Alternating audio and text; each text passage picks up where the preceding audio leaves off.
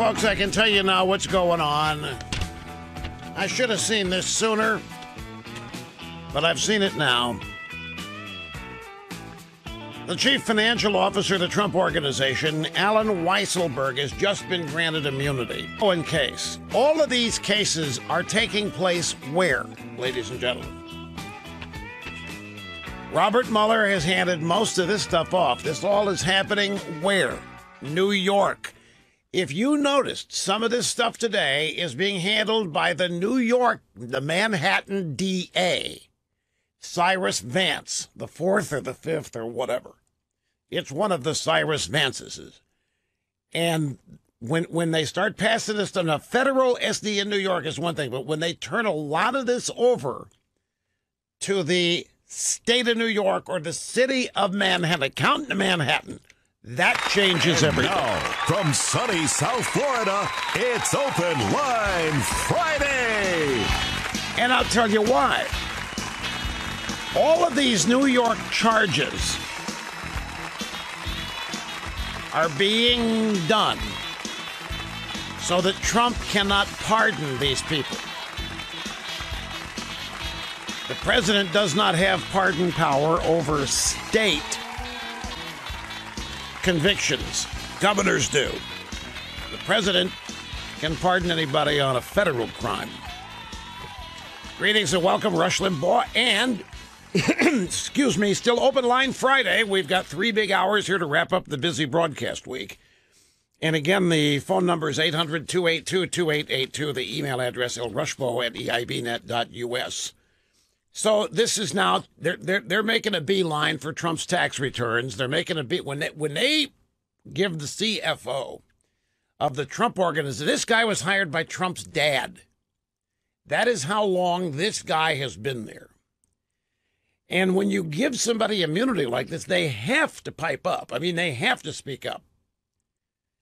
And who knows what the probe is here? They're telling us that all of this is related to Cohen and campaign finance, but the CFO of the entire Trump Organization is probably going to have more knowledge than just the things Cohen's been involved in.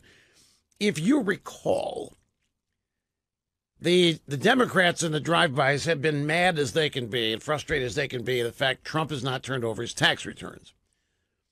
Release them. Every president running for president in the modern era has done so. Trump has not. And this has frosted them left and right. They believe that Trump's tax returns have some key information that would allow them to get rid of Trump. At 2 things. One, they believe that Trump's tax returns will show that the Trump Organization owes Russia quite a debt, that the Trump Organization's been in and out of financial trouble, and that over the years, Russia, Vladimir Putin, various Russian oligarchs and banks have supported and bankrolled Trump during these downtimes. That's what they believe. They're hell-bent to find out. The second thing is, and I forget the year of this, but it's not recent. It happened many, many moons ago. Donald Trump took a tax deduction of nearly $1 billion that was permitted. He did a write-off in the, I think, $800 or $900 million range, and it was permitted. It was allowed. There has not been an audit overturning it. Now, these people, meaning Mueller and all these investigators and the Democrats and the media, all think that there's something very odd about that and would love to find out what that was all about. And if they could somehow get a judgment via an audit that that massive deduction actually should not be allowed, should be reversed. Well, I think this is 20 years ago. The penalties and interest on that would wipe out the Trump Organization. Which is when I don't remember when I said this to you. I don't remember when I first mentioned it, but it was after Mueller was hired. So it's been in the last 13 months. I said, if they find a way into the Trump organization, That's where they want to go. That's what their real objective in all of this is. That's where they think, because remember, one thing has not changed. Getting rid of Donald Trump is it. It doesn't matter. It doesn't matter why. It doesn't matter how. It doesn't matter the pretext. Just getting rid of him is all that matters. If they have to ruin Ivanka, if they have to ruin Jared, if they have to ruin Don Jr. and Eric, so what? They'll do it. That's what this is all about. But when I saw today that Cyrus Vance has some of these cases, that's the Manhattan DA. These are non-pardonable crimes. President cannot pardon things that happen in state courts or that are state crimes, only federal. So he does have pardon power over what might happen, the SDNY, with Manafort and Cohen. But now going and get the Trump Organization CFO and wherever else that's going to lead is another squeezing of the vice to take away a tool Trump has, the pardon, that would make all these people who have been granted immunity rest a little easier. Now, there's a story that, let's see, this is at the Hill.com. Look at this headline: Spiro Agnew lawyer. Trump should resign to keep Mueller from prosecuting his family. Martin London, a lawyer who represented Spiro Agnew, said that Trump should resign from office to keep federal prosecutors from prosecuting his family. He said, look, it's only going to get worse. And he said, look, we don't know 10% what Mueller has. We don't have any idea what Mueller has been amassing. We think we know that Mueller does everything on collusion, but that's not where Mueller has stopped. By the way, folks, do not misunderstand me. We clearly still have a two-tier justice system here.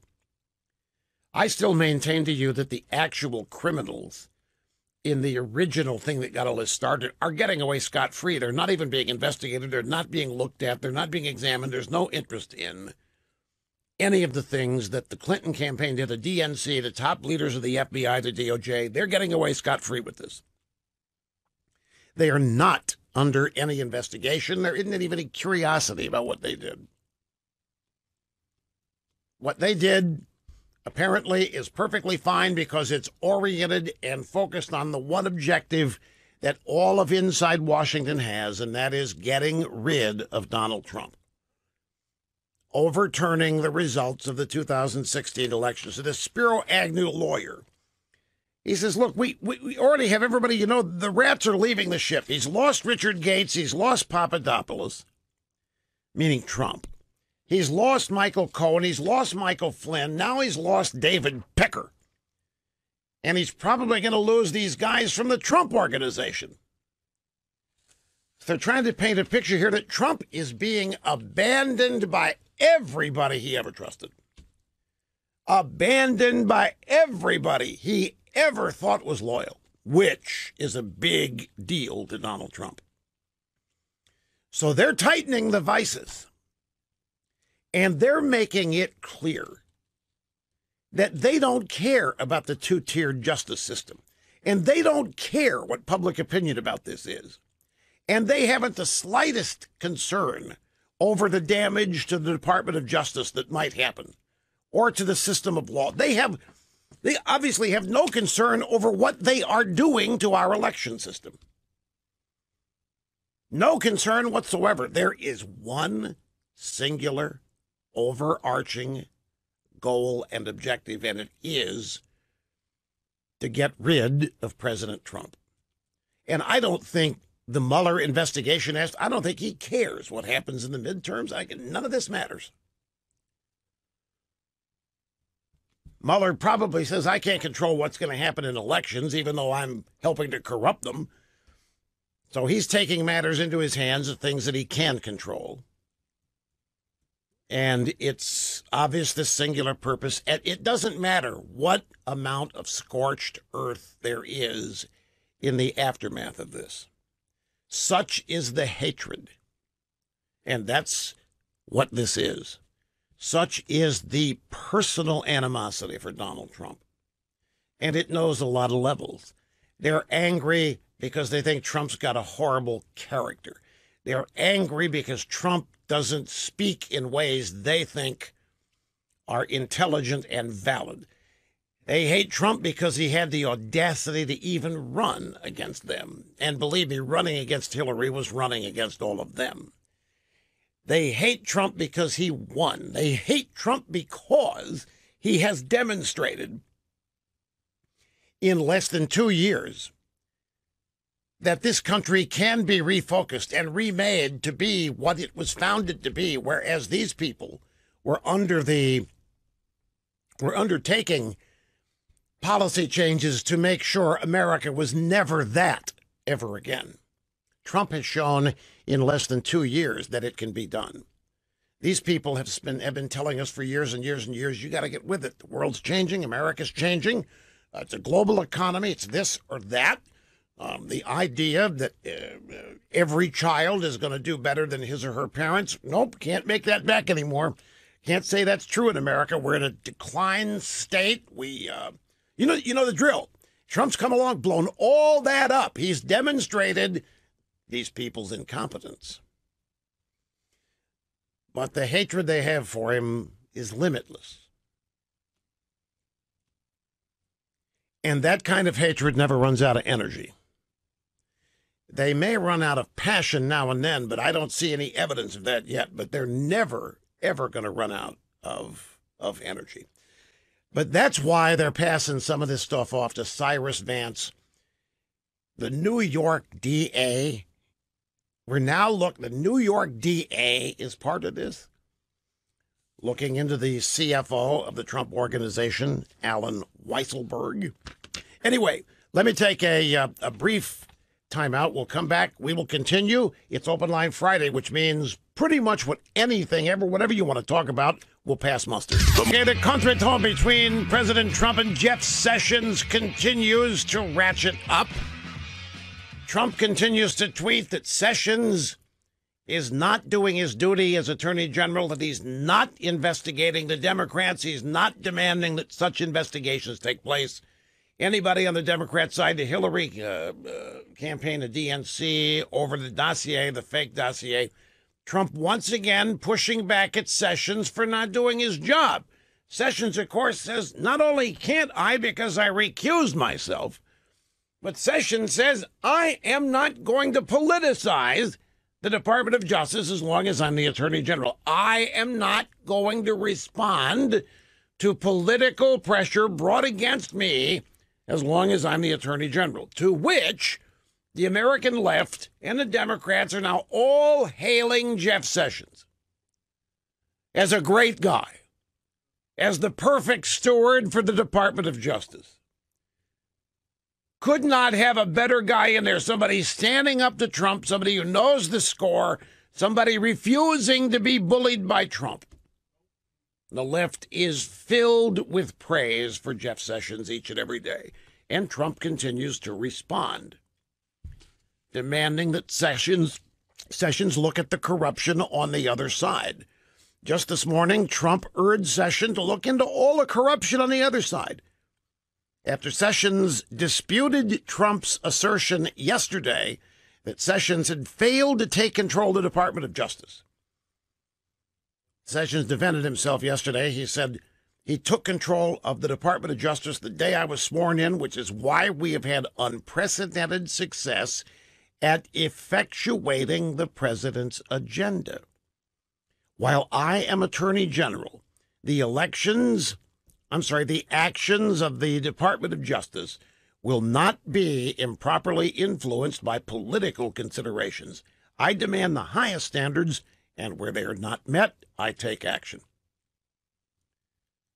So, Rod Rosenstein, who signed off on the fraudulent Hillary bought and paid for Steele dossier, Rosenstein's met the highest standards? The bottom line is, it's very clear the Department of Justice is heavily influenced by political considerations. That's the problem with it. The Department of Justice is run by political consideration. It's run on political consideration. That is the absolute problem here. This is why Trump is frustrated. You can't deny it, there is a two-tier system of justice. And it really comes down to two things. Democrats, innocent, not even going to be pursued, investigated, or charged. Republicans, guilty. It really isn't any more complicated than that. That is exactly how it's playing out. Trump tweeted this morning in response, Department of Justice will not be properly influenced by political consideration. Jeff, this is great, what everybody wants. So look into all the corruption on the other side, including deleted emails, Comey lies and leaks, Mueller conflicts, McCabe, Strzok, Page, and Orr. I dare say, some historians are going to wonder how it was possible that the DOJ was not even investigating this to me is one of the biggest scandals, certainly in my lifetime. I've talked about it every day this week. I worry that I've talked about it so much that you're going to say, come on, Rush, we know. Move on. But this is just, it's unconscionable to me to witness what is happening, to see it, to have full awareness. I mean, this goes beyond just being unfair. Crying unfair is for babies. This goes so far beyond them. This is first grade corruption. It really is when the known crimes, and even if you don't want to say known, when activity that is so highly suspicious is not even being looked at, but instead being covered up. While at the same time, no evidence of any Trump-Russia collusion has been found. And so rather than wrap up the investigation, what happens? They broaden it. It's not by accident that Rosenstein didn't spell out a crime when giving Mueller this job. DOJ guidelines require a crime be specified to investigate. There wasn't one here. Perfectly clear why. Because the mandate is get Trump. The mandate is do whatever it takes to force Donald Trump out of office, pure and simple. While everybody thinks this investigation was to find evidence the Russians colluded, somehow affected the election, when no such evidence was found, you shut it down. But no. In some ways, you might say this thing hadn't even started yet. And I remember all of these times in the past month where Rudy's been running around saying, oh, yeah, we're going to have this wrapped up 1st September. Oh, yeah, they're almost done. Mueller, we're going to get this done certainly by the end of August, 1st September. And look, I'm sitting there scratching my head. Where's the evidence that this is anywhere near over? We still had, at the last time it was speculated that we're going to have Mueller wrapping up by August 1st. He still has and it then became September 1st, still has another Manafort trial to go. Next month, doesn't start till next month in Washington. Now these people keep being granted immunity to come in. David Pecker, now the CFO of the Trump Organization. They're nowhere near shutting this down, folks. And in some ways, I think they're just getting started. Anyway, a friend who says, Rush, you're forgetting something that's very important in terms of the reason Donald Trump is hated. Yeah, you're right. All the things you've stated, all the reasons you've given, but there's one more reason why they hate Trump, and that's because of how big a conservative he's turned out to be. If Donald Trump were not this rock-ribbed a conservative, it wouldn't be as bad as it is. So goes the theory of an acquaintance of mine. But the fact that Trump has gone all in, like nominating people like Kavanaugh and other judges in that vein, who are strict constructionist conservatives, Neil Gorsuch, that the hatred for Trump has been ramped up. Now, there may be something to that, but I think it may add to the overall hatred and some of the reason, but they're going to hate this guy just because he won. I know it. I know it even better than I can express it. I know exactly who these people are we're talking about. I know why they hate Trump. I know how irrational it is. Trump threatens them in so many ways, and in other ways he insults them. And I don't mean the way he speaks, just his existence, just his carriage. Just the way he walks around and, gives thumbs up and talks to those hayseeds at his rallies and the way they look at it. All of this, it just bugs them. And here's a story. This is the Washington Post, and this is how this works. Here's the headline. Critics fear Trump's attacks are doing lasting damage to the justice system. So you see, what Trump is saying about Jeff Sessions, why, that is doing lasting damage to the justice system. Well, what about what all of these people are saying about the 2016 and 2018 elections? You want to talk about damaging a system? How about the damage to our electoral system done by these people? And they're not finished. You had Bill Nelson, senator in Florida. Yeah, the Russians are already deeply involved in our upcoming elections. Had no evidence, no proof for it. The tech giants, have you heard about this? The tech giants are having a meeting. It may even be this weekend. We're talking Facebook, Twitter, Snapchat, Instant Chat, Up Yours Chat. They're all getting together in San Francisco to decide what they can do to manage this election coming up. Meaning, what can they do to keep further Russian involvement out of it? No, that's not what it really means. Is how can we make sure that conservatism is limited on our forums? How can we make sure that Republican and conservative candidates do not find ways to use our platforms to win elections? That's what they're having meetings about. You want to talk about damaging systems? Donald Trump's words about Jeff Sessions and the DOJ are doing nothing compared to what actual people in the FBI and the DOJ have already done to it. It is, without question, that the Department of Justice has been corrupted, that it has been politicized. It's been politicized in favor of liberal Democrats. So have our electoral systems been tainted for I don't know how long now. And they continue to do that each and every day by worrying about the Russian impact on the upcoming elections. The tech giants now having emergency meetings to figure out how to keep, quote unquote, the Russians from having any more influence on elections like they did in 2016. And there isn't any. Mr. Rosenstein himself. Hey, Greg or Joe, I know we've used this soundbite. I think we've used it. It may just be something that I read in a newspaper story quoting Rosenstein. But he said during the last announced Mueller indictments of the 13 to 12 Russians, so this is some weeks ago now, but he made it plain at the end of this, long after people had stopped listening. He made this point long after all of the indictments had been announced and all the law breaking had been announced. He made it plain that the actions, in fact, he said no one indicted to date. There is no evidence that anyone indicted has changed a single vote.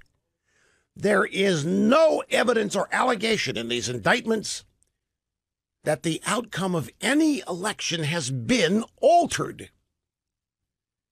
That is truth. Truth announced by Rosenstein, the people who impaneled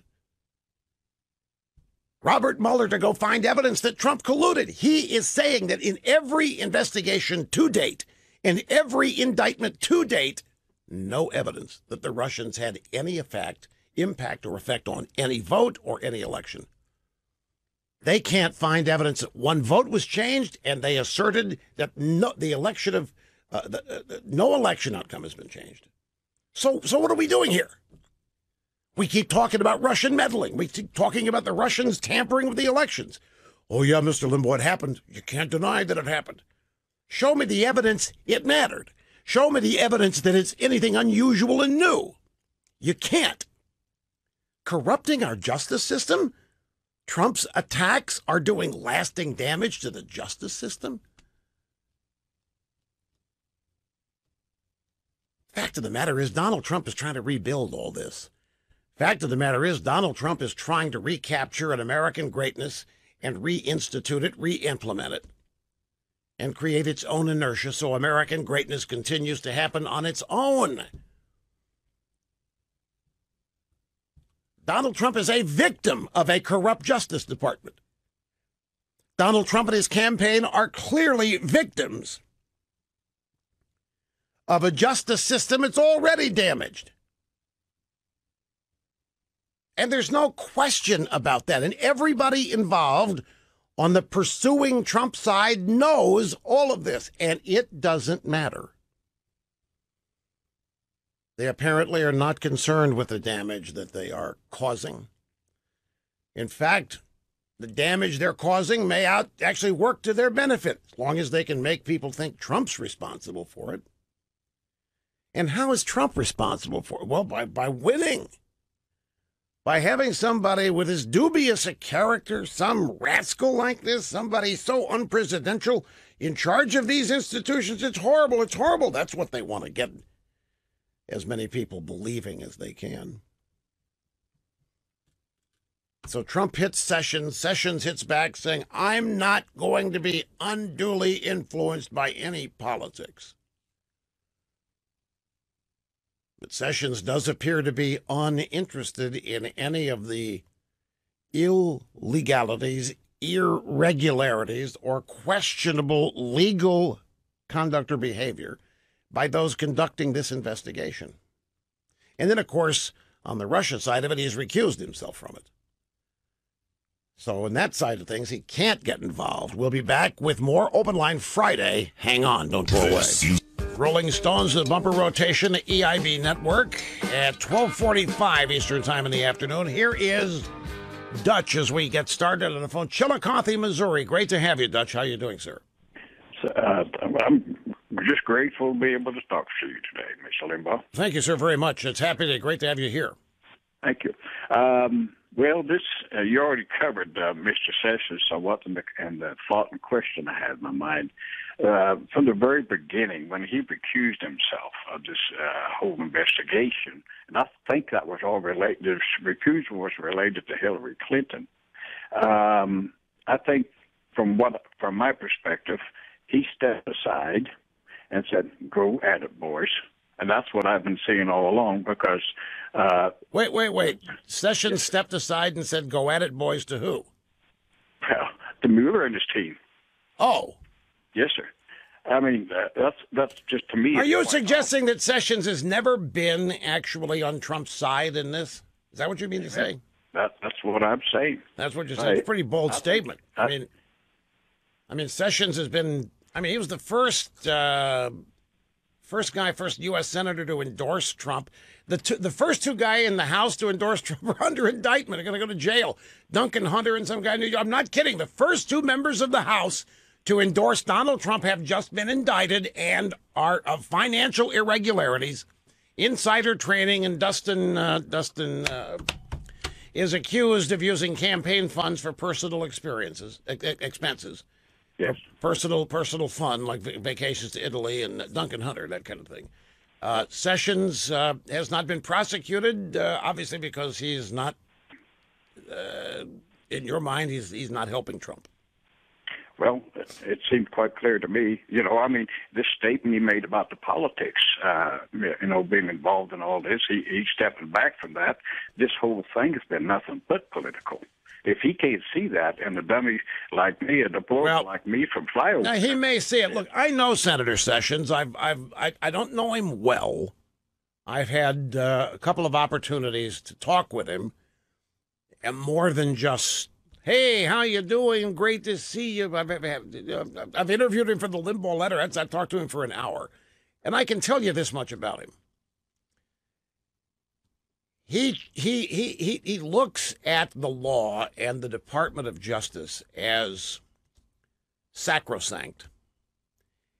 And it kind of reminds me of my grandfather in a way, who had such reverence for the law that he would not do or tolerate anything that tainted it. He would not do anything that tainted it or showed disrespect. When others did, Sessions is watching other people taint and sully the Department of Justice. He's not going to do that himself, but I think that he holds it in great reverence, and I think he views the job here as one of caretaker. He is the caretaker. It is his turn to be the steward of the Department of Justice. He doesn't look at it the way Eric Holder. Eric Holder described himself as Obama's wingman. Remember that? And everybody applauded it. Well, Trump has wanted a wingman over there. And when it became known that's what Trump wanted, what did they do? You can't politicize the Department of Justice, you buffoon. It's not there to defend you. The Department of Justice and the Attorney General is not your lawyer, you idiot, you buffoon, you embarrassment. That's what they said to Trump. When Eric Holder is out there saying that he's Obama's wingman, they're going, right on, dude, right on. Keep it up. Do what you can to protect Obama. We have so many double standards, it's impossible to even keep track of them. But as far as Sessions is concerned, and look, I don't know him well enough to say with ontological certitude here, so I need some flexibility to be wrong. But I think he looks at this as a stewardship of a great institution. And under his watch, all it's going to be is a great center of justice and law. And it isn't going to be politicized by him, now, George W. Bush was the exact same way about the presidency. How did that manifest itself? George W. Bush refused. There was politics all around him. People were politicizing the presidency for decades before he got it. They were politicizing his role as president. There were never-ending criticisms. What did he say? I'm not going to take this office down to the level of the gutter by responding to it. So George W. Bush viewed himself as a steward and a guardian of a precious, unique thing, the presidency of the United States. And by his own actions, he wasn't going to sully it. I think we're looking at the exact same type of thinking with Jeff Sessions. When other people do it, well, that's their problem. And to the extent that he can stop it from happening, he will. So when Donald Trump tells him, why don't you go after the sleaze bags over there? Sessions will say, this department will not be politicized and respond favorably to such requests. Meanwhile, there's all kinds of corruption and politicization already going on that he doesn't seem interested in stopping. But at least he isn't doing it. Moving on, we have Alan in Yorba Linda, California. It's great to have you with us, sir, on Open Line Friday. By the way, you represent something today that hasn't happened in a long time. You are the second caller in the first hour. That is so rare on this program. You should be honored. I am honored, Rush. Thank you very much. You bet, sir. Thank you for all you do. Thank you, sir. And I've been a listener since 1990. What I'm calling about is in regards to John Huber, the attorney that Sessions appointed instead of a second prosecutor. He appointed him to take care of all the garbage that is Hillary Clinton and Barack Obama and all their cronies. This is happening now in states around the United States, Utah, where it's a red state, where you can panel grand juries that will indict. This is my philosophy, anyway, on what's happening.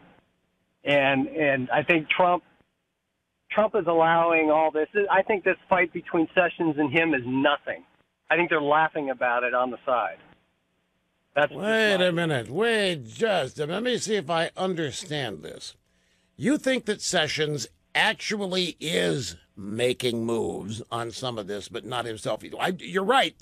He has appointed a lawyer, not a special counsel. He's appointed something like a inspector general. Guy's name is Huber, and he is looking at various aspects of what you and I all think is corrupt as hell, Hillary and the emails and all this. Correct. He's working with the IG as well. Right. And contrary to what, Trump's always tweeting about 17 bad guys, lawyers that are going up against him. How many did you say? How many bad guys did you say? 17. 17 bad guys. That's right. Did I not tell you? 17 bad guys. So Sessions, you think, I'm running out of time here, so yes or no. You think Sessions and Trump are largely acting out this public disagreement with each other? I'm convinced of it. And that there's actually some real serious work going on that nobody I'm convinced of it. Yes. You're convinced of it. Okay, all right. Totally convinced. Totally convinced. Well, okay. Well, I could say more, but I know you're up against a break. But I really am. I'm up against a break. In fact, I have to take it. 13th of this year. This is Rod Rosenstein press conference at the Department of Justice. Listen. There's no allegation in this indictment that any American citizen committed a crime. There's no allegation that the conspiracy changed the vote count or affected any election result. That was after an indictment of a whole bunch of Russians. I'm not going to stop playing this, folks, because it's all right there. I've heard Senator McCain's family announced that he has suspended treatment for his brain cancer. And that carries its own obvious meaning. So in many places, the eulogies for Senator McCain have begun, but CNN is having trouble letting go of the fact that the Trump chief financial officer has been granted immunity. They don't quite know which one to focus on. From sunny South Florida, it's Open Line Friday. Yes, sir, Bob. It's part of the fastest 3 hours in media, hosted by me, Rush Limbaugh, your guiding light, the epitome of morality and virtue and the way things ought to be. Open Line Friday means that you can talk about pretty much whatever you want to talk about. The telephone number is 800-282-2882. You want to send an email, lrushbo@eibnet.us. I want to expand a little bit on our last caller. He kind of got short shrift. And that guy represents something very unique. He was the second caller in the first hour. I don't know when the last time we had a second caller in the first hour was. And his theory is that this business of Trump going back and forth with Sessions is all for show. He believes that Sessions is actually working behind the scenes to bring some of these bad actors on the Democrat side to justice. And he's right when he says that Sessions has appointed an investigator to work with the inspector general. And there is an IG report going on. There is an inspection of the FISA warrant process and the dossier. That is happening. We're not going to have any results of that anywhere near having any impact on the upcoming election. So for all intents and purposes, that's so far down the road, we haven't slightest clue what ultimately will be said. But Sessions has appointed a lawyer by the name of John Huber, and he is out there looking into some of these things. Now, the caller's opinion is that Sessions is not nearly the obstacle to Trump that it's being made to look like he is. That Sessions is actually doing Trump's bidding, but is having to do it kind of on the sly. And in so doing, if there is anything that Sessions finds and thus announces down the road, it will have the imprimatur of credibility to it, since so many people now are proclaiming Sessions' great independence. I mean, the left is praising Jeff Sessions unlike they praise your average Republican short of John McCain. They really are. And I have to tell you this. I would be remiss if I didn't tell you that Sessions and Trump have been with each other a number of times in the past couple of weeks. And people tell me that you wouldn't see, there isn't any evidence these two are at loggerheads with each other, that they're getting along famously well, that everything appears fine, all this stuff that Trump is saying about Sessions and Sessions is reacting to. When these two get together, people say they're not seeing any evidence of it. So who knows? As is the case with everything, we just wait.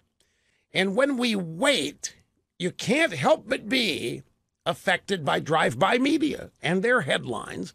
The drive-by media, I got an email from a friend, and the subject line was only partially visible. And the subject line was, oh my God, they're already starting their eulogies. And then that's all I saw. I thought the subject line was going to be for Trump because of the CFO now being granted immunity in Cohen, but it wasn't. The emailer was telling me that they're already beginning the eulogies for McCain. But I'm telling you, the left thinks Trump is done now. You can see it. I mean, all you have to do is peruse 5 or 6 Drudge Report headlines, and you will be convinced it's over. It's just a matter of time now to play it out. I'm not kidding. And that's one of the purposes of these stories, so that they generate headlines like that. But there is something to be said for these people now using the Manhattan DA for some of these new charges and looking into the Trump company, Trump organization. Believe me, I don't want to repeat my first hour because it's done and in the can, but they're going to stop at nothing to get the guy. And they'll stop at nothing at ruining him, folks. I think this is what people need to understand. We are up against people. Donald Trump represents the clearest, gravest threat to their way of life that they have ever seen, including the Soviets, including the Chi-Coms, including 9/11. These people feel frightened, more frightened and more on edge with Donald Trump being elected to president than they ever felt during or after 9/11. And I am not making this up. Donald Trump represents the gravest threat to their lifestyle, to their careers, to their standing, to their daily contentment and happiness, the greatest threat they've ever faced. He is specifically what they despise. He is specifically what they have arranged. I mean, these people in the Washington establishment thought they had it all taken care of, that Trump could not happen, that an outsider, knowing so little about how Washington works and using so few people and resources from inside the Beltway, no way can anybody ever beat them. They thought that they had a closed system that nobody could infiltrate, that nobody could come in and win. It's just the NFL owners. The NFL owners and the people that finance them and all that, they've got a system, and there's no way somebody they don't want is going to end up in the NFL. It's the same thing with any highfalutin club. One of the first things they do is to take steps to make sure the people they do not want in do not get in. And they try to handle every quirk they can imagine. They never dreamed Donald Trump would run for president. Well, they might have dreamed it, but they never thought it would be real. They always thought it'd be a publicity stunt. They never thought he would win. The fact that he did and upended somebody they think could not lose, they haven't been normal since.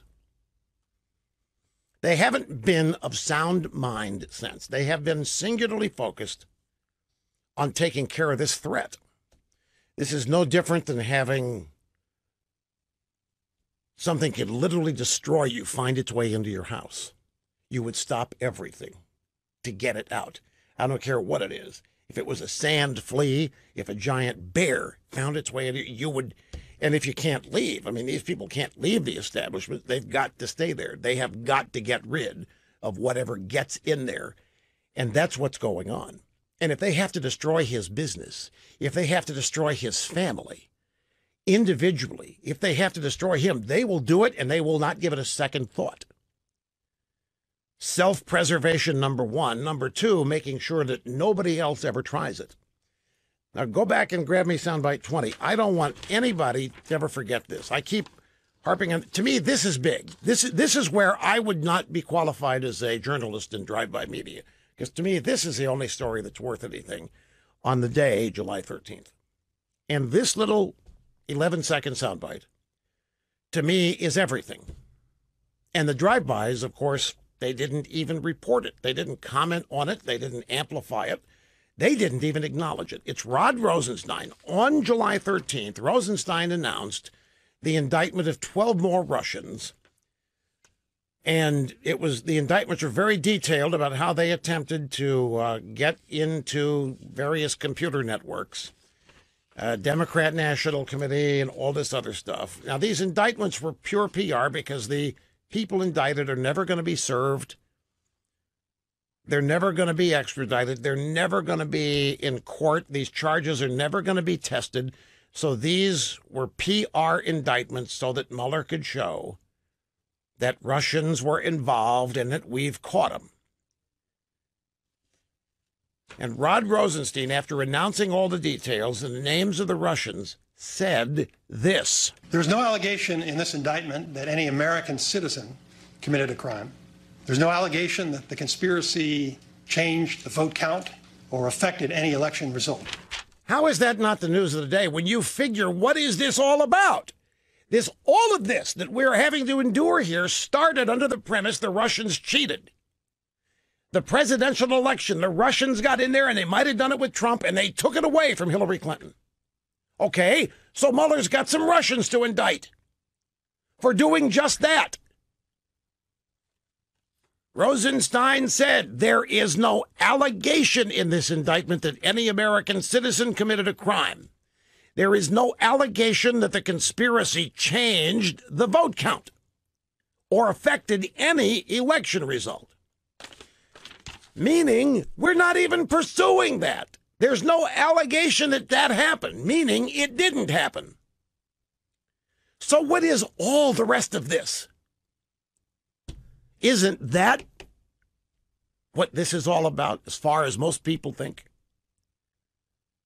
So we indict, and by the way, these 12 Russians follow the indictment of 13 different Russian companies and troll farms who were indicted a few months earlier. Not one indictment in anything Mueller has done, not one, has alluded to votes being changed, election outcomes being affected. Yet look what everybody thinks. They think the Russians meddled and the outcome was affected. And it's so bad, the 2018 elections, the Russians are already in there and they're already messing around. And we already cannot trust the results of 2018 midterm elections. Meanwhile, it didn't happen in 2016. I'm telling you this. Am I overemphasizing this? Am I showing my naivete here? I mean, I don't know how anybody can just gloss over it. Well, I do know how they can gloss over it. And that is if the whole premise that the Russians changed the outcome and did it with Trump was bogus to begin with.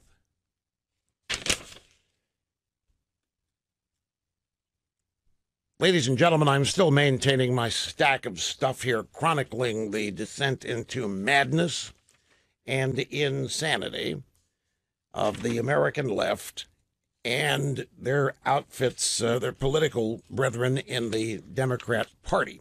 I've kept some stuff over from previous programs. I didn't have a chance to get into a whole lot of detail. But here's one.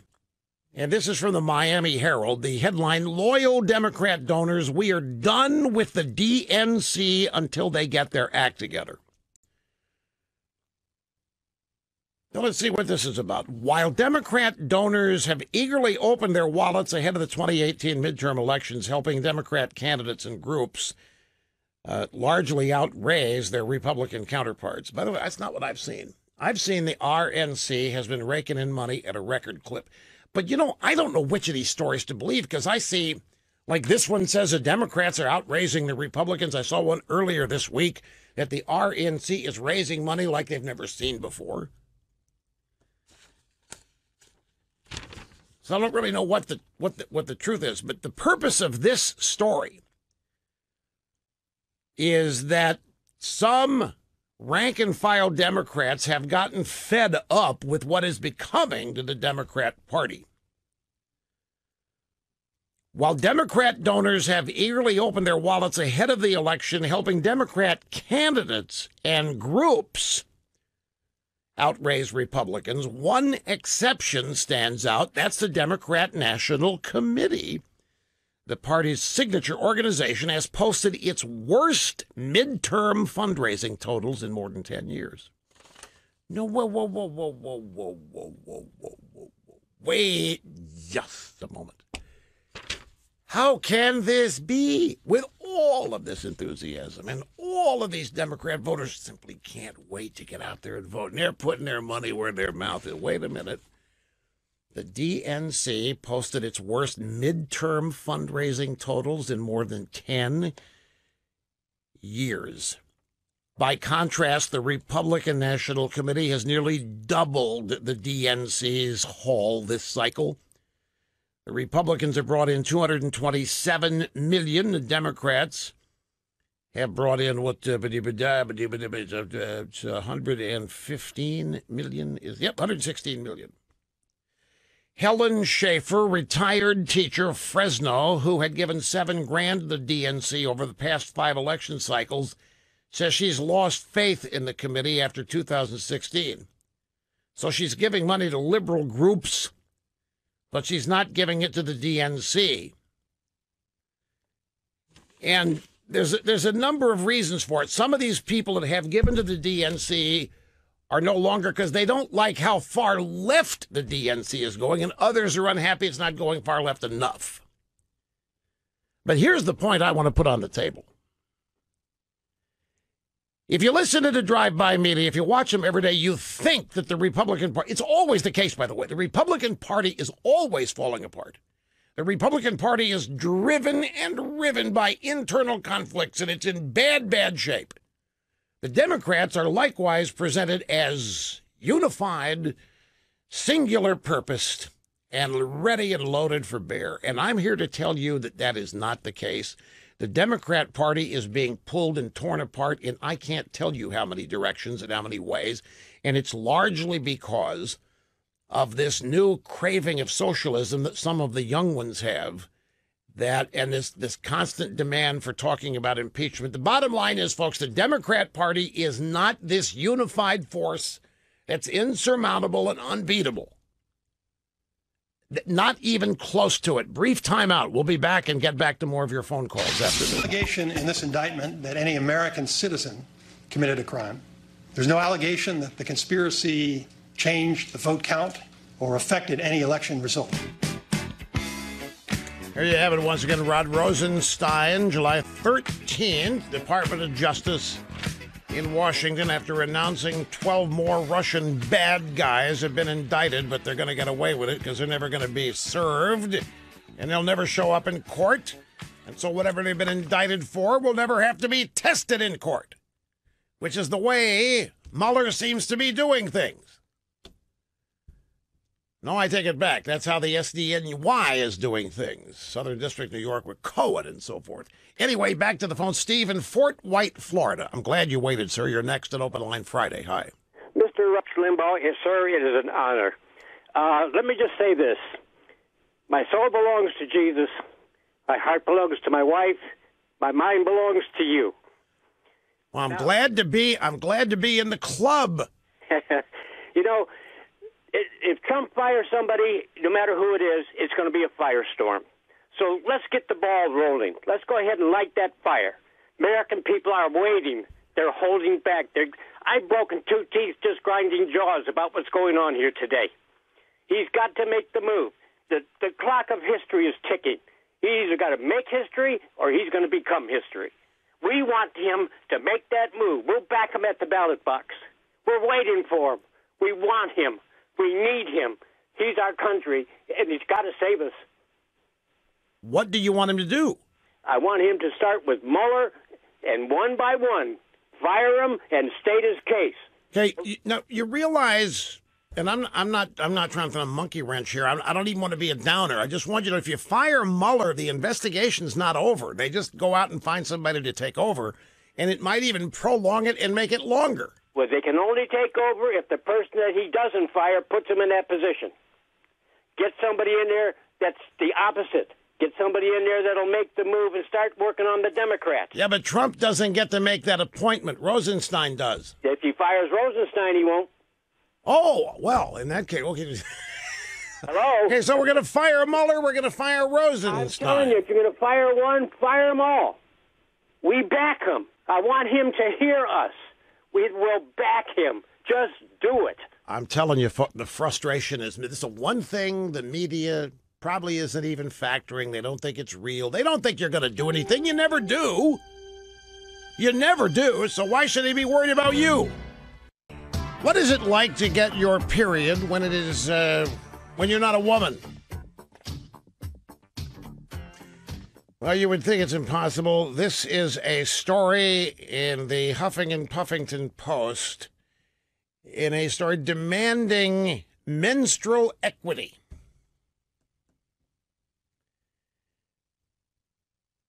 The Huffington Puffington Post says what it's like to get your period when you're not a woman. This week, a guest writer for the Huffington Puffington Post, Cass Bliss, who obviously isn't, detailed what it's like to get your period when you're not a woman. Cass Bliss, who obviously isn't, a non-binary trans educator. We're talking about 1/10 of 1% of the population here, right? And you notice how mainstream it's become on the left. Cass Bliss, a non-binary trans educator. I was just going to ask if anybody over there on the other side of the glass knows what a non-binary trans educator is. Well, trans is transgender. Non-binary means you don't go both ways. So a non-binary trans educator, well, if we're talking about menstrual equity, we have to be talking about the front hole, right? Which we also learned about earlier this week. The lower front hole as opposed to the upper front hole. Not to be confused with the rear hole or the front stick, which we also learned about today or this week as we're now expanding our horizons and broadening our minds when it comes to transgenderism. Anyway, this story, what it's like to get your period when you're not a woman, went viral. She's even got a hashtag. Are you ready for this? Hashtag bleeding while trans. The Bleeding While Trans campaign in 2017 to prove the biologically impossible claim that men have periods too. The activist Cass Bliss recently created a music video discussing the struggles of having your period while not identifying as a woman in a quest for menstrual equality. You know, I remember you folks, you people, I hope some of you remember this. Way back in the 90s, talking about militant homosexuality, I warned people that with homosexuality, one of the biggest problems was going to be procreation. I said, as part of gay marriage, you watch somebody is going to try to invent something like an artificial womb. I'm joking about it, and look, we are headed in that direction. So we have here, this is a serious story. I mean, you may be sitting out there laughing, but I'm telling you that there is a sizable block of people reading this who think it's real, that menstrual equity is a serious civil rights issue. It's either unfair or unjust that only certain Americans have a menstrual cycle. It's not fair, it's not right. But what this is really about is when men have periods too. In other words, the Bleeding While Trans campaign to prove the biologically impossible claim that men have periods too. She created a music video discussing the struggles of having your period while not identifying as a woman. Identifying means thinking of yourself as. So when you're not thinking of yourself as a woman, but you are, look, that's the bottom, you are a woman, but you're not identifying, and then you have a period, it's so confusing and disorienting and unfair. You see yourself as not a woman, and yet you're still having a period, and we've got to do something about this injustice. So we have to come up with menstrual equity. It may not be all bad guys. It may be, if this ever happens, it may end up granting you permission to be bitchy 1 week a month. Who knows? Am I going to get grief for stereotypical? I'm sorry, I'm just sharing my reactions as we all learn about this together. For example, the doctors, I'm sorry, I skipped a line. The colors of tampon boxes are pink, and there are no discrete garbage cans in men's bathroom stalls to dispose of tampons and pads. Again, another outward sign of the injustice and the discrimination of our patriarchal cis culture. And things can't be right until men have periods as well, and until there are tampon boxes in discrete garbage cans in men's room at the gas station. Cass Bliss says, I am a non-binary trans menstruator. This woman's probably teaching somebody's kids. We're taking, I mean, this is just, I got to be very, very careful here, but this is, let me just quote. I mean, it may be all I need to do is to quote here. Again, from Cass Bliss, who obviously isn't. I am a non-binary trans menstruator, someone with a uterus that bleeds monthly, but who identifies outside of the fixed categories of male and female. See, non-binary actually means you're neither. You're not man or woman. You're just it. That's what non-binary means. You're not man or woman. But she has a uterus that bleeds monthly, but she identifies as either man or woman. This isn't fair, you see. Because of that, she says, I have to navigate the challenges of getting my period every month in a world that refuses to acknowledge that not everyone who gets their period is a woman, and not every woman gets their period. No, I'm sorry. I'm sorry, folks. If you get a period, you are a woman. The same can be said if you don't have a Y chromosome. It's settled science. It's not what you think. It's not how you identify, and it's not how you present. If you have a period, you are a woman. Now, it may be unfair, but you got to take it up with somebody you may not believe in. UW-Madison has the tampons and the disposals in the No kidding. University of Wisconsin-Madison? Yes, they have tampon disposal, pink tampon disposal boxes in the restrooms, the men's restrooms, University of Madison. Okay, well, then she could go there. See, there is some place progressive enough to recognize that men can have periods and use tampons in the men's room. What's it? You're exactly. Real men cannot have periods. Exactly right. Real men cannot have periods, and only real women can. Now, I'm telling you, do you realize how I just stepped in it by just using the word real there? Do you realize how I am now going to become the focus of anger and rage among people in this community? But you're right. Real men cannot get a period. Real men cannot get pregnant. Real men don't have a uterus or a womb. And I have just become one of the most controversial figures in American pop culture by making those statements in such absolute form. But Mr. Snerdley was getting confused, and I had to set him straight. There's enough confusion out there without this kind of thing adding to it.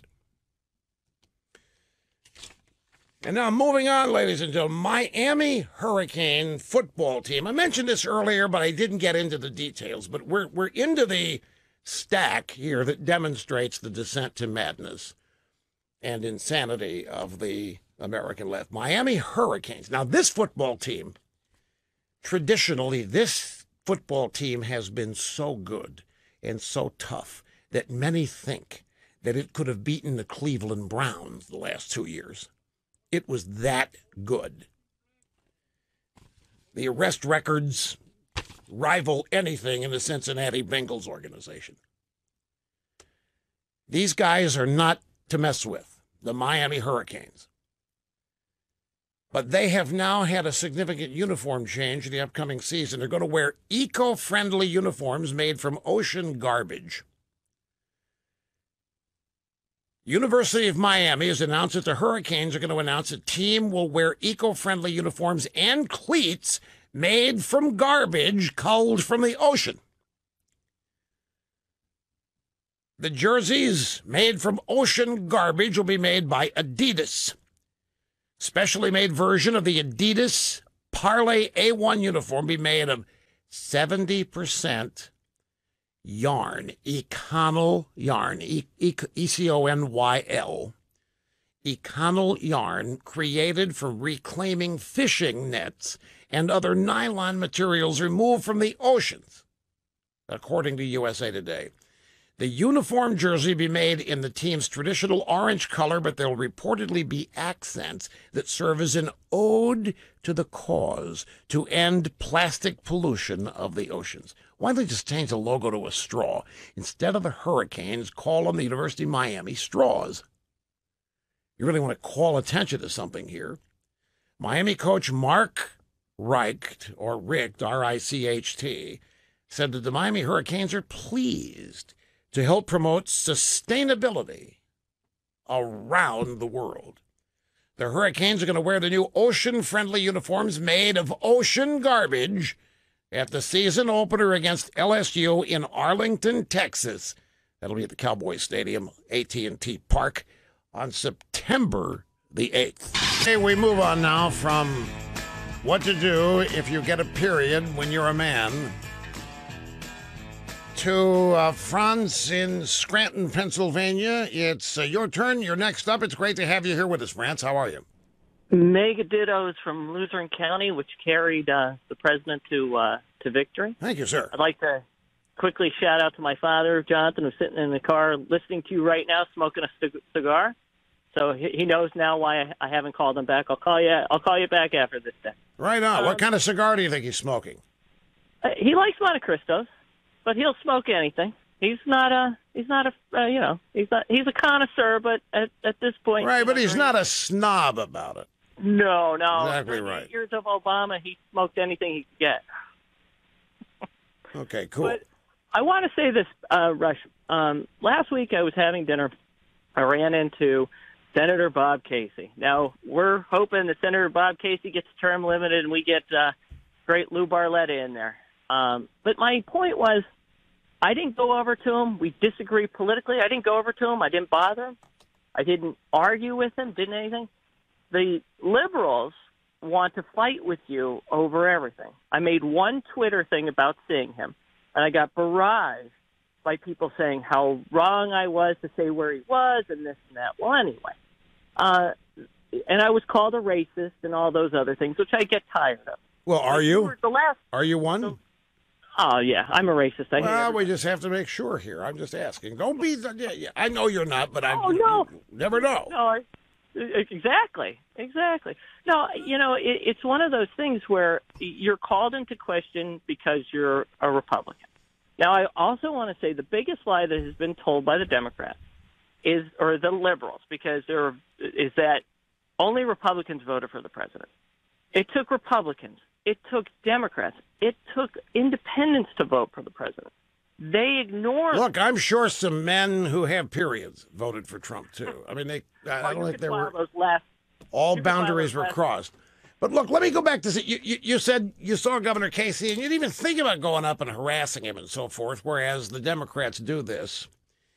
But here's do you expect, and don't misunderstand the tone of my voice. I'm trying to understand why that's a big deal. Are you expecting like a gold star for not harassing him when they harass us? Why is that an important point to make? I think it's an important point to make that Republicans want you to live your life. Even if you're in public service, they want you to enjoy a dinner. They want you to enjoy your life. Not that politics is for a debate forum, but not for torturing somebody like Sarah Sanders. She can't even go out to dinner. And by the way, happy birthday to Governor Huckabee today. My other thing I want to tell you, that's the thing. We want you to live your life. We don't want you to infringe on our life, and we don't want to infringe on your life. A debate forum is where it is. A call or an open town hall, fine. You could have those debates. Let me tell you something about this. Can I ask your age? I am 48. 48, okay.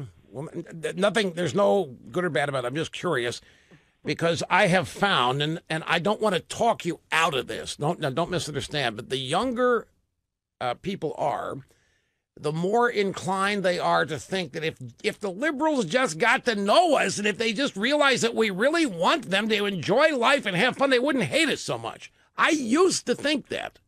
I used to think if they just got past all these cliches about me, that they wouldn't say these horrible things. They don't want to have a different view of conservatism. They don't want to have a different or even true view of conservatism. They're not interested in understanding you. They simply don't want you around. They don't want you to exist. They don't want to have to listen to you no matter what you think or say. They will bully you and intimidate you as much as they have to get you to shut up, to get you to stop going out in public. We're dealing with genuine Stalinist-type authoritarians who think the purpose of power is to tell other people how to live. I can't tell you the number of times I have offered, I'll do it again now, Mr. Zuckerberg or Mr. Brin or Mr. Page at Google. I will go anywhere. I'll meet you for as long as it takes to help you properly understand conservatism. I've offered this over the course of my career. I have yet to be taken up on it. I never will be taken up on it. They don't want to know that you want them to be happy. They don't care about any. This is why they are not to be made accommodations with. They are to be defeated.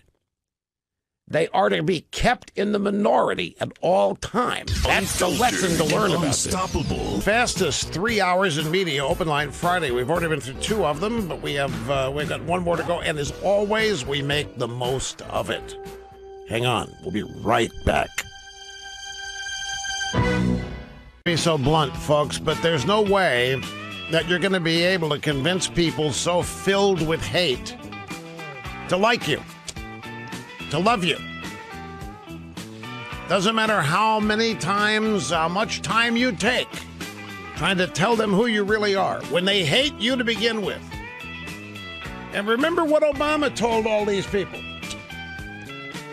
October 23rd, 2010, Obama says, punish your enemies. Get in their face. If they bring a knife, bring a gun, or whatever. You know the drill. And now, from sunny South Florida, it's Open Line Friday. But hey, I'll offer to do it again here. Facebook and Twitter and Google and I don't know, Apple, I don't think they're part of it, but the social media sites, these tech leaders. Let me get the story here. Oh, by the way, something else happened out there that is right exactly what I told you yesterday is going to happen. I've got to get to that right now. Hang on. Tech giants meeting today to discuss countermeasures to election disinformation campaigns. And this story is all over the tech blogs that I read, and they are digging it. They are lapping it up. They are loving it. Because this is the purpose. These tech giants ought to be meeting to find ways to keep conservatives off the platforms. That's exactly what they think tech leaders should be doing. Folks, they hate us. It is, and by the way, nobody's born hating. That has to be taught. That has to be instilled, and it has been. These kids, these lives, I think it's primarily happening via education, but in some cases it may happen in the home. More than a dozen tech giants are meeting today to discuss countermeasures for state-sponsored disinformation campaigns on their platforms during the run-up to the 2018 midterm elections. BuzzFeed has the details. Says the meeting was arranged by Facebook. Last week, Facebook's head of cybersecurity policy, Nathaniel Gleicher, invited employees of a dozen companies, including Google, Microsoft, Snapchat, to gather at Twitter's headquarters in San Francisco. The meeting will have a three-part agenda. Each company presents the work they have been doing to counter information operations. All this means is how to keep conservatism off the platforms. Disguised as how to keep the Russians out. See, the Russians and conservatives are all the same. Russians helping Trump is the same as Russians helping Republicans or conservatives.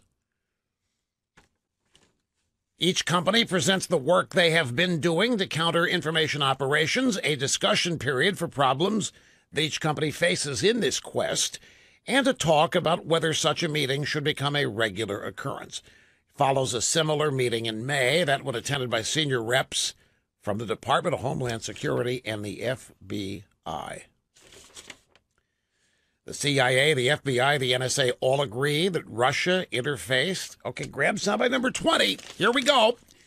The CIA, FBI, NSA all agree that Russia interfered in the U.S. presidential election through fake social media posts and other activities. There's no allegation in this indictment that any American citizen committed a crime. There's no allegation that the conspiracy changed the vote count or affected any election result. Rod Rosenstein there, back on July 13th, announcing the indictment of Russians. I'll tell you, this is such a crock. And here's this one particular tech blog reporting, and this, by the way, this is the tech blog editorializing in a news story. The CIA, the FBI, and the NSA all agree that Russia interfered in the U.S. presidential election through fake social media posts and other activities. A number of people have been charged with criminal offenses in regard to interference with that election. Play it again, Sam. There's no allegation in this indictment that any American citizen committed a crime. There's no allegation that the conspiracy changed the vote count or affected any election result.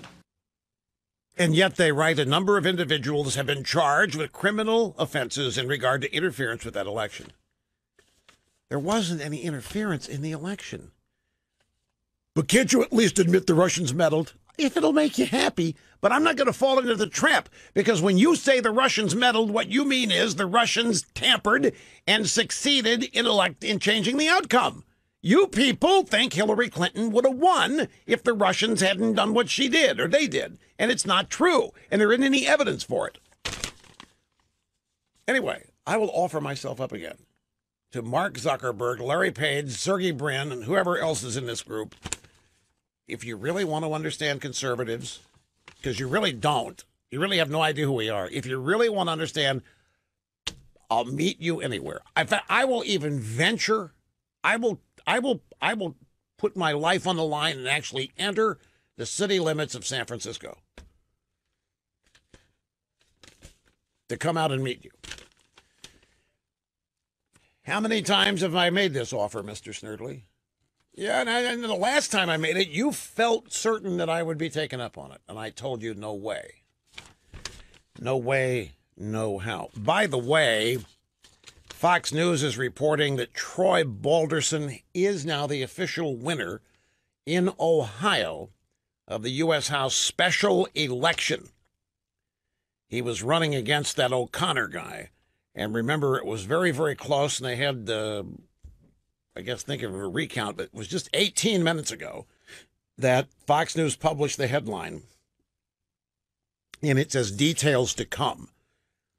Ohio GOP State Senator Troy Balderson wins U.S. House special election. This is the race. It's replacing a retiring House member, and this race will be rerun again in November. This just determines who has the seat until November.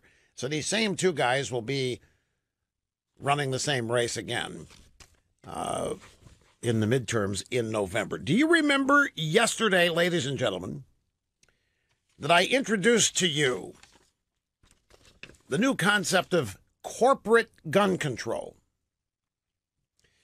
For those of you who were not here yesterday, let me briefly run through this. The left has figured out that it is impossible at the present time to actually get rid of the Second Amendment. It is not going to be successful to use the government to confiscate weapons. They have made the judgment that going after people's guns using the power of government or the efforts to eliminate the Second Amendment will fail. And so they are employing new tactics, and they're not advertising this. They're not bragging about it. They're not discussing it. They're not beating their chests when it succeeds.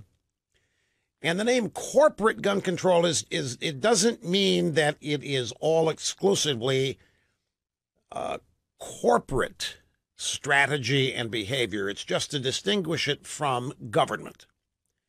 They've given up on the idea of using government to get rid of guns, to find them and confiscate them, to get rid of the Second Amendment, and instead they're using the private sector to do it. The way they are doing it, and the reason why it's being called corporate, is that participating CEOs will take their companies out of business relationships with any entities that support the Second Amendment or donate money to the NRA, have firearms training classes. So if the CEO of the ABC Widget Company learns that one of their prime customers heavily supports the NRA, they will cease doing business with them. They may even get to the point of firing and not hiring employees who own guns, who use guns, or who contribute or donate to the NRA or any other gun rights group. This is already happening. If a broadcast outfit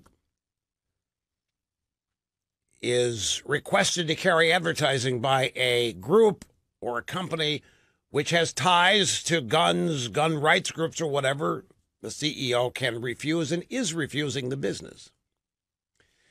The objective is to make it financially painful to support the Second Amendment and gun rights groups. Lending institutions and banks are a big part of this.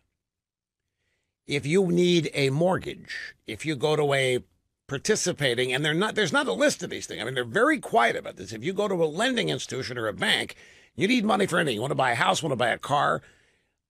On the application form, there will be a section about your relationship to guns and the NRA. And if you support the NRA, if you own guns, they will turn down your request for the loan. This is how it is now taken. It's just beginning, and it's its early stages, as I say. It's a George Soros, not totally him, but he's here at the foundational efforts of it.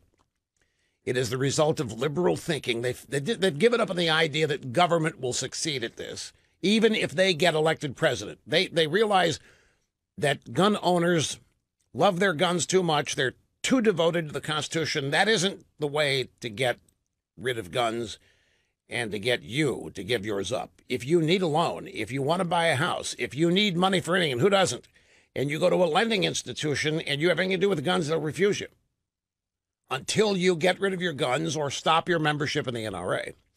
Now, I saw a story in the news that is exactly this, except it's not about guns. We all know who David Horowitz is. Got a website called Front Page Mag. He grew up as a child of communists in New York. He was a child communist, a young adult communist, till someday magically saw the light and has become a conservative activist. Very visible, very public, has a thing in Palm Beach every November called Restoration Weekend, where a bunch of conservatives pay a bunch of money to come and stay at the Breakers and listen to a weekend slate filled with conservative speakers and motivational experts and so forth. The David Horowitz Freedom Center is an offshoot of many of his organizations that he has established. The David Horowitz Freedom Center accepts donations. It's a 501c3. They raise money to then help various charitable causes. And get this, the David Horowitz Freedom Center has had their donation processing system blocked by Visa and MasterCard following a campaign by the Southern Poverty Law Center. Visa has since denied this to Breitbart News. They're denying any involvement in the blacklisting of the David Horowitz Freedom Center. They stated, Horowitz, in a recent email, that its ability to accept donations by credit card has been disabled by both Visa and MasterCard following a campaign by the Southern Poverty Law Center to label the Freedom Center as a hate group. The situation comes shortly after Robert Spencer of Jihad Watch was forced off the funding platform Patreon following pressure from MasterCard. It's the same principle here. Now, as a Visa is denying, who is the Southern Poverty Law Center? The Southern Poverty Law Center is, these people have so much money that they have it parked in offshore accounts in the Caymans and elsewhere where nobody can get to it. They may be shielding and hiding from tax authorities their own income. I don't know why else you would have offshore accounts. They may not be, but I mean, it's been discovered that they do business that way. And when they find anybody else doing business that you have an offshore account, the left is looking at you, you know damn well what they're going to speculate about you. Well, anyway, the Southern Poverty Law Center sets itself up as the arbiter of which groups in America are hate-sponsored, hate-filled, and hate-promoting. And it's practically every conservative organization out there. And here these corporations come along, and they don't even challenge it. Southern Poverty Law Center says X is a hate group. They just accept it, and they act accordingly. Now, in the Horowitz case, they were making it impossible for people to donate to that charity simply because it's conservative and because the Southern Poverty Law Center said so. This is exactly how the battle over your guns and getting them away from you is being waged. It's just at a trickle now. It's just starting, but it has ominous potential. Corporations are not brave. Corporations try to find out which way the wind is blowing and get right in it. They don't want to buck trends. They don't want to be against the wind. And they want to be perceived as hip. So climate change, they're all in. Whether they believe it or not, they want people to think they do. And it's leftist causes that they even get bullied into supporting. I remember you remember it wasn't long ago, 10, 15 years ago, where every major American company had some kind of green initiative as part of its marketing to separate you from your dollars. Remember the automobile company running commercials for its cars, starting out with how polar bears have no place to live because global warming's melting all of their ice. Then some guy goes out and buys some hybrid electric car, and the polar bear finds out waiting in the driveway for the new owner to get home to hug him for buying an electric car, thereby enabling the polar bear to live. If the polar bear had been in a guy's driveway, the guy would be dead. the moment he got out of the car. But this is the latest effort underway. So get past this idea that you can make them like you, and that they're even interested in that, because they're not. They hate you too much. They literally do, folks. We'll be back after this. All right, let me grab a call and sneak it in here. It's Open Line Friday. We head on down the tracks. It's Randy in Pittsburgh, and welcome, sir. Great to have you here with us. Well, greetings, Rush. I hope you're well. I've got two questions for you, given your ability to make the complex understandable. Oh, cool. Okay.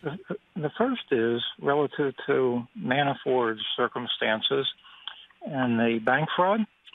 I'm curious on whether he got any loans. I know he didn't get some, but if he did get some, and in regards to the ones that he didn't get, did he pay back the ones that he got? And if he didn't get loans and he paid back the ones that he did get, what harm was done to anyone? The second question I have is in regard to this, quote, hush money. And I'm curious when a confidentiality agreement crosses the boundary to extortion and blackmail. So if you give me your thoughts on that, I'm going to hang up. Okay, on the Manafort business, there were 8 charges that he was found guilty of. There were 10 counts for which he was exonerated. Now, Shannon Bream on Fox had one of the jurors, and she was a Trumpist. She was a Trump voter, and she admitted she wanted Manafort to not be guilty. And it was just one juror that held out on those other 10. It was one juror that made the difference.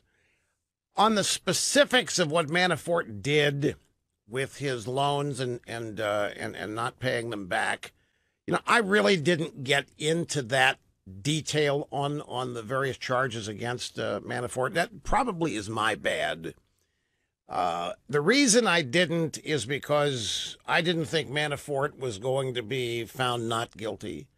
Manafort is there for a specific reason. It was to give Mueller a notch in the belt. A conviction for whatever is all they wanted out of this, and the more the better. But just get a conviction which validates and justifies the whole investigation.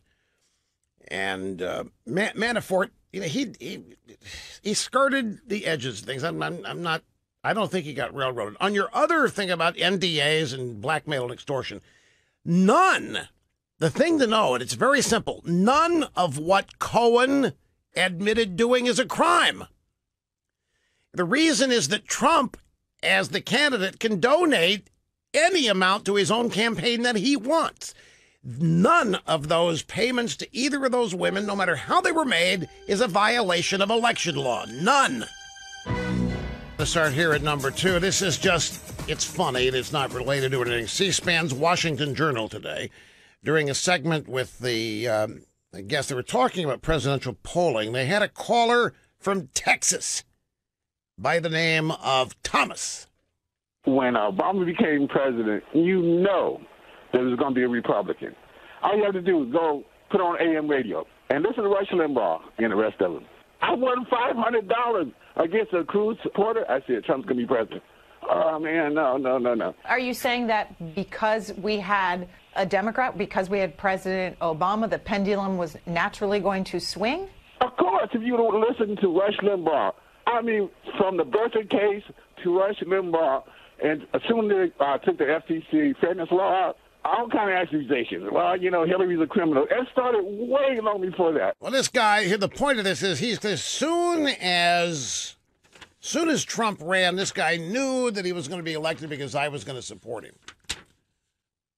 Yeah, Trump's going to be president. You listen to Rush Limbaugh, he says fairness doctrine and so forth. It just shows I'm living in their heads rent-free out there, and how they associate everything that happens that they don't like with me.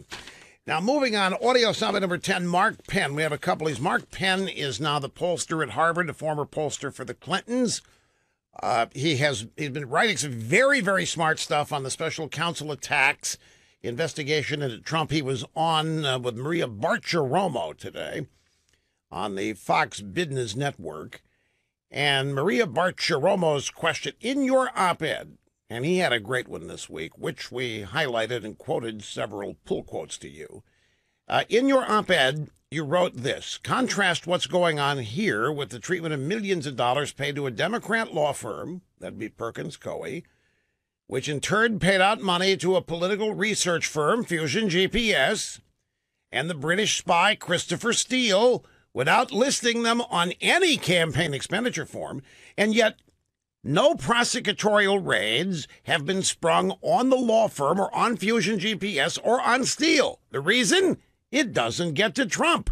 And all of this is about getting to Trump. So tell us, Mark, what you see is happening here. What I see is that associates of Trump are being targeted, and they're taking unrelated issues to try to force them, and I think in the Code case, to plead to things that I don't even think are crimes. Whether or not these non-disclosure agreements were sought are personal expenses. This was litigated in the Edwards case. It was ruled by the FEC. We went through an entire year with President Clinton in impeachment over similar matters. The country rejects this. And at the same time, if one were really concerned about FEC reports suddenly raising them up to criminal prosecutions, one would be concerned about the millions of dollars that went to the law firm and was not disclosed that it went to sponsor the dossier, which was an important matter in the election. Translate what he's saying is, look at the real criminality that occurred out there, including campaign finance violations left and right, with Hillary paying for the dossier and hiding the money, having it run as a cutout through the law firm, Fusion GPS 2, and then having all of that used as legitimate intelligence, supposedly, in order to get a warrant to spy on the Republican campaign, where no investigation of the Democrat campaign has taken place at all. So he's talking here about the two-tier justice system that we have. He's right on about it. Maria Bartiromo next said, well, we want to see some honesty in these investigations, and that's why it's important to point these things out. But it's just gotten so political, Mark. You don't just launch an investigation when there's no evidence. You don't wiretap somebody for no reason because you don't like the guy. Now, look, the importance of this question, when she says you don't launch an investigation when there's no evidence, that's exactly what they did, but it gets worse. They launched an investigation telling everybody it's to find collusion by the Russians. It helped Hillary lose the election, right? They look at that for a year, and they don't find anything. There is no evidence. So what do? Well, you would think they shut it down, and they write a report saying, sorry, we can't find any evidence. As Rosenstein has said over and over, none of their investigations have discovered any vote being changed, the outcome of any election being affected. Nothing happened. Shut it down. They didn't. Now they're literally trying to destroy Donald Trump. And now going into his business and using the state of New York to do it means whoever ends up getting caught in this cannot be pardoned. That's why that's why Mueller is handing off so much of this to New York.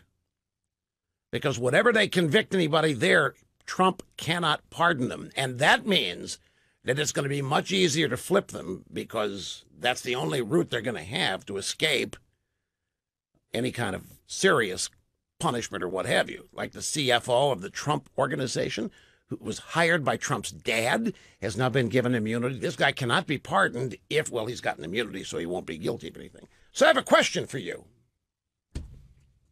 A serious question. There's no doubt what this is about now.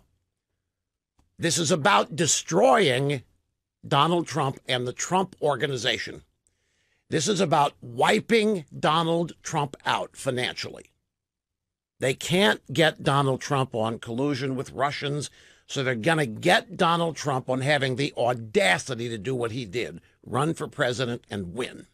And the way they're going to do it, they're not going to stop looking, and they're not going to stop turning over stones until they find somebody.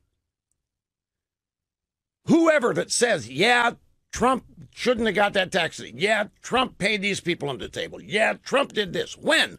Back in 1997. When? Back in 2002. Anything recent? Well, no, but it doesn't matter. They're not going to stop till they get somebody saying this stuff. And it won't matter if they find somebody that offers contradictory evidence. That person will never be allowed to be heard from. None of this is ever going to get to court. So here's the question, folks.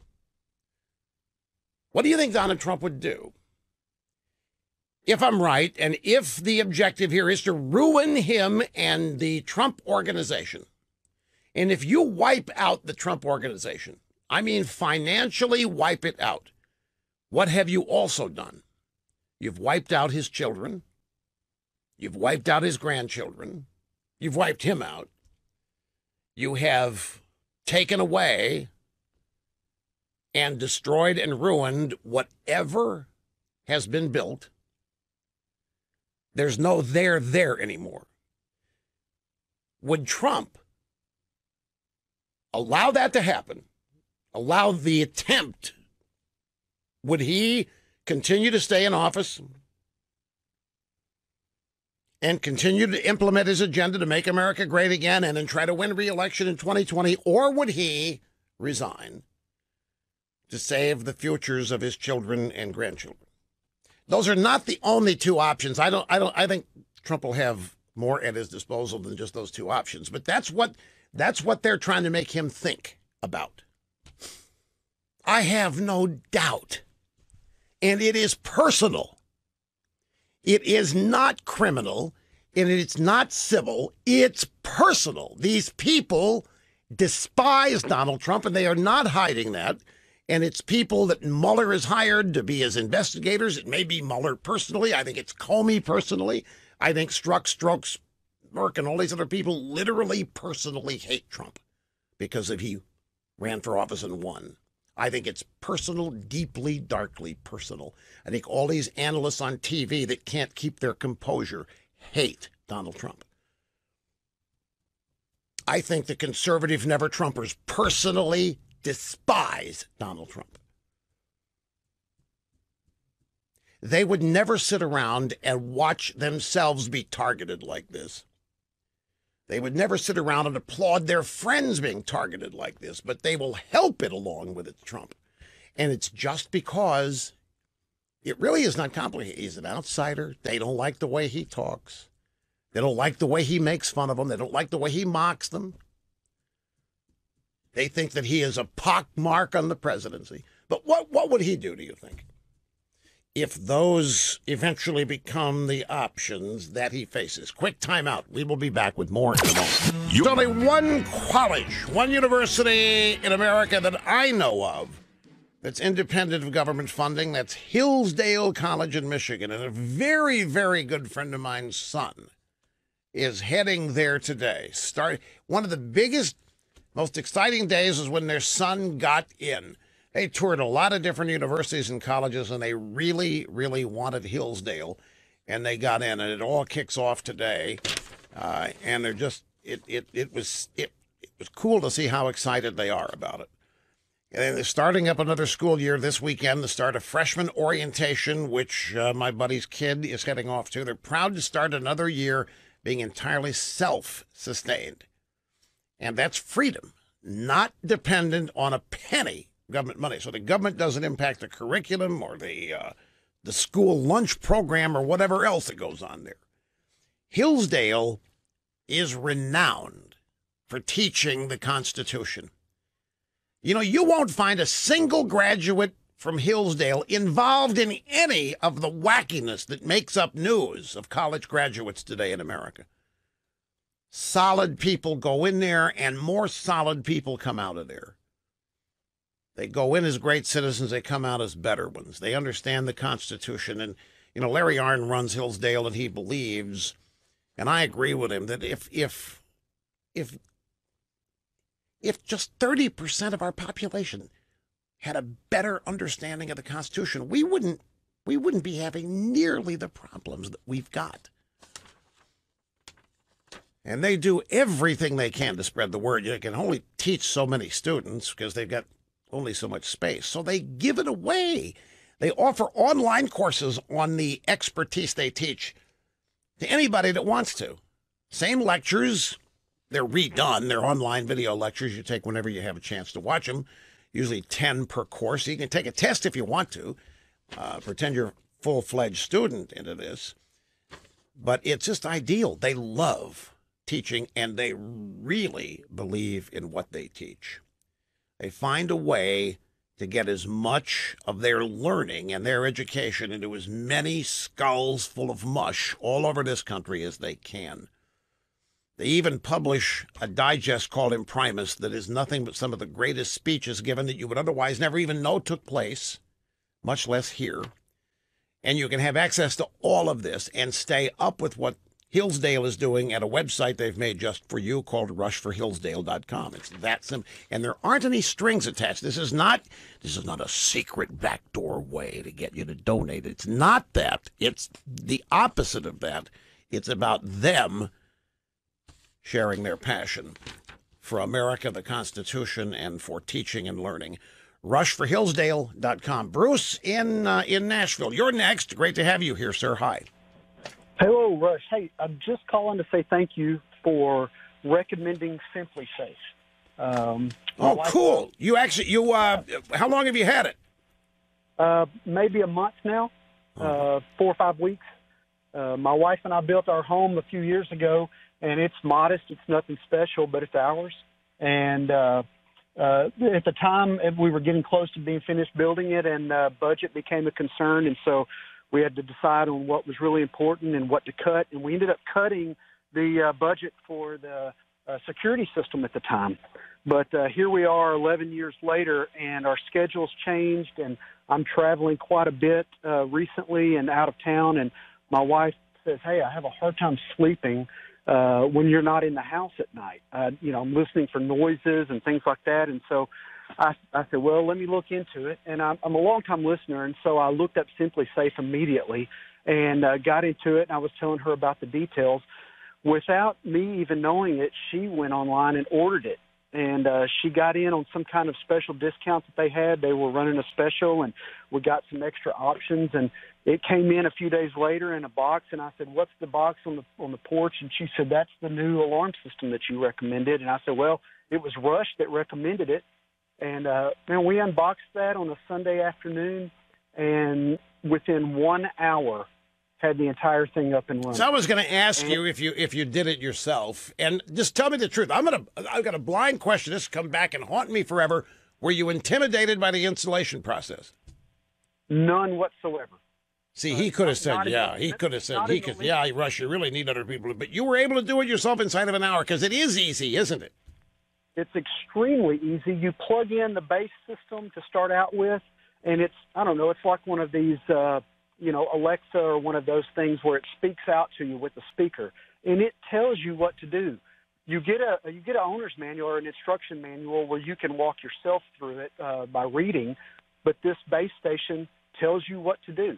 And when we got the door sensors and window sensors, which are the same thing, and then glass breakage and motion sensors, and each of them have a small little button. And when you press that button, the base station says, front door recognized. Well, wow, that's all there is to it. And I think you have 72 hours to play around with the system before it goes live, and then it went live. And there's not been. We have a dog in the house. We have an 80-pound lab. Oh, and so it had special instructions on exactly how to set the motion sensors, and we've been living with this alarm system now for a month. And there's been not one false alarm due to the dog. There you go. There you go. See, a call just came in over the transom there, folks, and I was content to let it go because it serves the purpose of being a fabulous testimonial. Well, look, I appreciate that, Bruce. I really do, and I'm glad that it was able to fit in your budget as you neared the end of expenditures on building your house, and really glad you got it. I really am. And it's obviously made them feel a little bit safer and more secure. So all's good that ends well, which this hour almost has.